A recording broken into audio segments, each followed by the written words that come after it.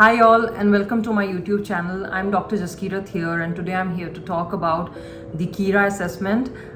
Since a lot of you are here, I assume you all are applying or in the process of applying through your CAPIT application to various schools for the advanced standing DDS or DMD cycles.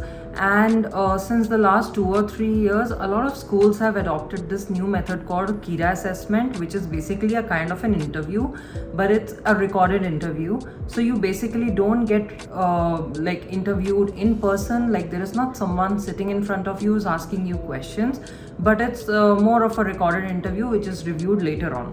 So a lot of the students whom I mentor and even a lot of other people reached out to me over Instagram, over YouTube, and even over personal DMs over WhatsApp, asking me to give some tips on Kira and how to go about them. So before we start, let me give you a small introduction. I'm Jaskirat and I'm currently an advanced standing DDS student at NYU College of Dentistry here in New York. And I actually applied last cycle in 2023 to NYU and got accepted. That was my first ever cycle. I just applied in, I applied in May, and by August I was already accepted at NYU. So, so how do we start this? Okay. So let me just give you guys some tips and let's go about how to go about the entire Kira assessment. So first thing first, what does a regular interview look like? If it's an online interview or even an in-person interview, you go and you probably sit in front of 1, 2 or sometimes even 3 different faculty members who ask you a lot of questions, and then they judge you on the basis of how good your answers were. So in Kira, what happens is that first of all, some colleges ask you to pay for the Kira assessment.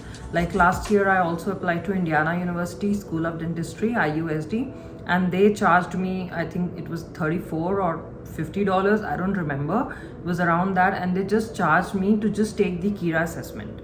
So first of all, you are going to get a link to Kira assessment. Some of them are going to ask you to pay a fee. For some, the fee will already be included in the application fee. And then what happens is they give you a certain time in which you have to log into your account and you have to sit in front of the computer. Now, as far as I know, so last year I actually took 2 Kira assessments. One was for Indiana University School of Dentistry and the other one was for NYU College of Dentistry, where I am currently a student right now. So what happens is they give you a link, and then once you log into the link, they schedule a particular time for you. So it's not like you take your Kira assessment right away. They will give you like a particular date and a particular time, and then you sit in front of the computer and you start taking your assessment. Now what happens is when this assessment starts, initially there will be a couple of practice questions for sure, something which I had in IUSD as well as at NYU, and these practice questions are made available to you a while back, like at least 5-6 days or even sometimes like 10-15 days before your scheduled interview. So you can get acquainted to the concept of how to go about it, and then you can also take those practice interviews. The interview will start in front of you, your response will get recorded, and you can listen to yourself again. So that is something I would definitely recommend you all to do before you take your final Kira assessment. Do take a practice interview so you get acquainted and you know how to go about it. Now what happens is once you log into your link, you log into your Kira account and everything, basically you will be asked a couple of questions. Now some schools ask 6 questions, some schools ask 5 questions, some schools will ask you probably just 4 questions. So they will ask you a couple of questions and then you have to record your response in 1 or 2 minutes. So they will give you some time to prepare, and then they will also give you some time to record your response. You don't decide when you get to record your response. Everything is automated. So for example, one of the questions which was there on the practice exam, or I think I was asked, I don't remember, but it was something like, so what is your favorite movie and tell us why is it your favorite movie, something like that. This is probably a practice question that I read somewhere. And once you hear that, there will be a beep. Then you get, I think, 40 to 60 seconds to prepare for that. So meanwhile you can keep probably a pen and a paper next to you, or if you're like me, someone who doesn't like to write down things and someone who just likes to think about it, you think about your response and then you deliver your response once your recording starts. So the screen will show you that your recording has begun now, after the time of preparing for the answer, and then you start recording your response. So you will start by like, what is your favorite movie and why is it your favorite movie, and you will talk about it, and then it will have a certain timer after which it will just tell you that okay, your recording is now ending, you have like 10 seconds left, 5 seconds left, and you have to wind up your entire like answer within that time.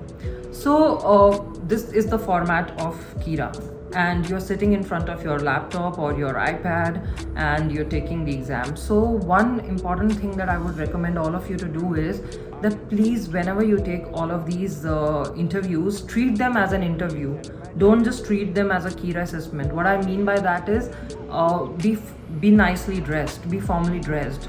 Like I I had read over some group chat, I guess like last year, where someone was telling that they took the Kira assessment but they didn't know that it's something so serious. So they were just wearing their pajamas and just a very regular random t-shirt, and they just sat and they took the Kira assessment. So I would not recommend you to do that. Make sure you're professionally dressed, your hair is in place, and like you look as if you're there for an interview. And also make sure that there are no background noises. There is nothing that is distracting you. Probably go and sit in a calm place where there is not a lot of traffic sounds or not a lot of distractions or anything like that. And make sure you have a neutral background, like not something distracting in the background. Just make sure it looks very professional. So that will really when the admissions committee reviews your application, so they look at the video as a whole. So when they do that, they do see that okay, so this person is talking like this, there is no distraction, there is it's less distracting, so they get more time to focus on your words and evaluate you. Now let's come to the kind of questions that they ask. So the trend that I have seen for most of the Kira assessments, and even for all the regular interviews, it's almost the same. There can be questions about tell me something about yourself. Then there can be questions about ethical dilemmas or ethical scenarios.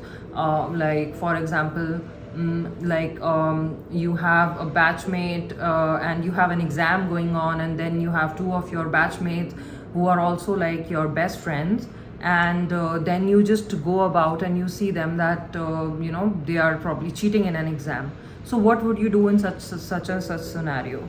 So there are questions like that where you have to respond very ethically, and you have to give a well formatted response. And why would you respond like that?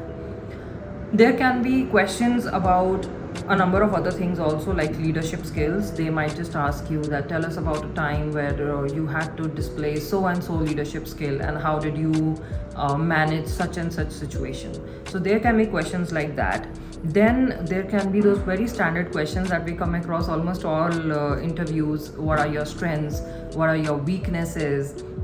Things like that. So like when I took my Kira assessment, I remember, I don't remember if it was NYU or if it was Indiana University, but they had asked me a very twisted question. I don't remember what the question is, but I just remember how that question made me feel, because I was like, okay, how am I supposed to answer that? But in those 60 seconds of preparation time that they give you, try to come up with some scenario that you have had in your life. Try to find a relation between both of them, and once you are able to establish that relation, and once you're able to think about what you have to speak, then just deliver your response. Make sure that you are using words that the faculty can understand. Try to be clear, and as I said, there should be no distractions around. That is what I was just mentoring one of my students, and I asked her, I was trying to prepare her for a question, and while I asked her that question, She gave me a very good response, but the way she delivered that response was not that good. We have to keep in mind that all of us are internationally trained dentists, and all of us we come from different parts of the world. Like, I'm from India, and but you need to make sure that the person on the receiving end is actually an American. So when you talk to them, the way you deliver your answer, it should be something that is they can comprehend that. Everyone has a certain different way of talking. There are different ways in which we talk in our dental school back in India, and it varies, like from northern part of India to southern part of India. But over here, make sure you are very clear about what you're saying, and it goes in a certain flow. Then apart from that, they can also ask you about some case based, like scenario questions, that there is a so and so case, and there is a so and so patient, and it would be nothing clinical. Okay, what, as far as my experience with 2 Kira interviews, both of which I succeeded, because I got waitlisted for Indiana right away after my completing my Kira and my my interview, and NYU, I'm already studying there. So they do ask you a couple of case based scenario. They can give you a certain case, a certain scenario, and you have to talk about it, and you have to see that what decision would you be making in that. And yes, there are a lot of ethical scenarios that they can ask you, and the answer that you give, make sure that it is something which is not very contradictory, because you need to be very straightforward, but at the same time you also need to make sure that it goes in a certain flow, and what you are saying also makes sense ethics wise. So keep all of that in mind, and that's it. I hope you enjoyed this video. If you guys have any more questions or anything else that you would want to ask me, don't forget to comment down below, and I will get back to you with an answer. And don't forget to follow me over Instagram. I do give out a lot of tips, and I get these questions a lot of times from a lot of people, and I have been in the same scenario as you guys were. I mean, last year I was preparing for my Kira interview, and this year I am already an international an advanced standing student at NYU. So I would really want to help you all out. So have a great day ahead, and if there is anything, don't forget to comment it down below, and I will see you guys in a different video. Bye bye.